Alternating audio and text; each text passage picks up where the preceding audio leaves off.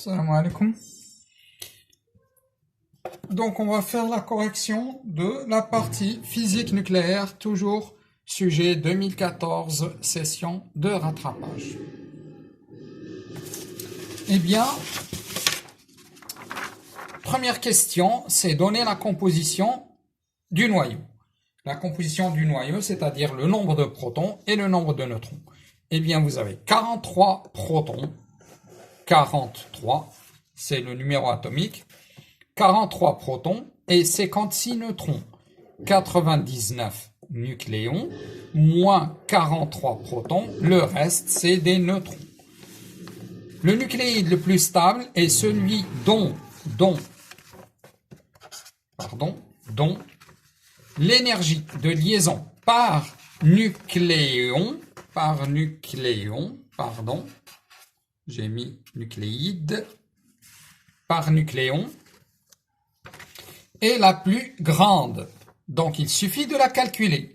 Eh bien, l'énergie de liaison par nucléon, c'est tout simplement l'énergie de liaison du noyau divisé par le nombre de nucléons.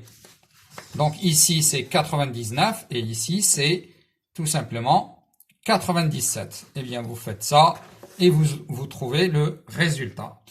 Eh bien, pour le technétium 99, c'est 8,611 MeV par nucléon.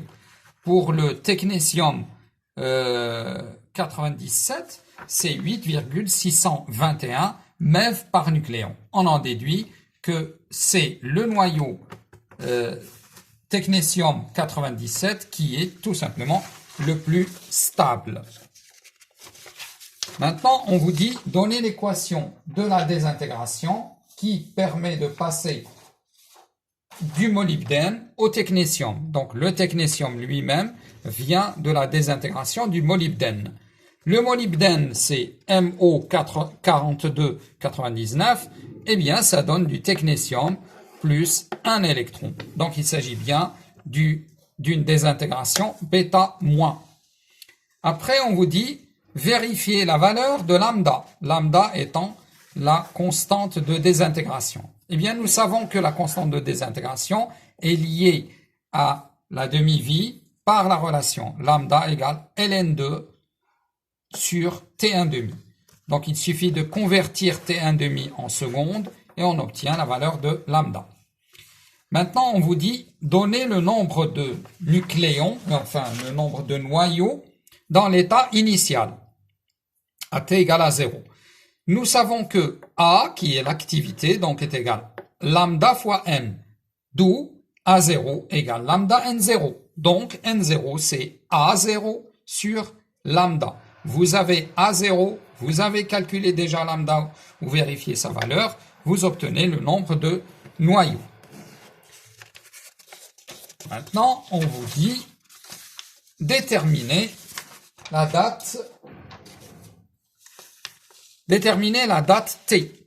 Donc, nous savons que N est égal N0 exponentielle moins lambda, qui est la loi de décroissance radioactive, et nous savons que A est égal lambda N, donc A est égal lambda N0, donc on trouve la loi de désintégration pour l'activité. Donc, A égale A0, l'activité à l'instant T égale à 0, exponentielle moins lambda T. Eh bien, on va en tirer T. Il suffit de prendre le cas où nous avons A1, donc l'instant T1. A1 est égal à 0 exponentielle moins lambda 1. Donc, exponentielle moins lambda T1 est égal à 1 sur A0.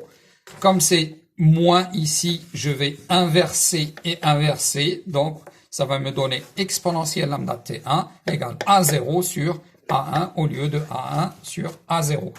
On applique ln des deux côtés. Donc, la fonction ln, vous la connaissez très bien. Donc, c'est la fonction réciproque de l'exponentielle. Donc, ln exponentielle lambda t1 est égal ln a0 sur a1. Et on en tire lambda t1. Donc, l'expression de t1, c'est 1 sur lambda ln a0 sur a1. Vous avez toutes les valeurs, toutes les données, et vous obtenez t1 égale 4,42 heures. Merci.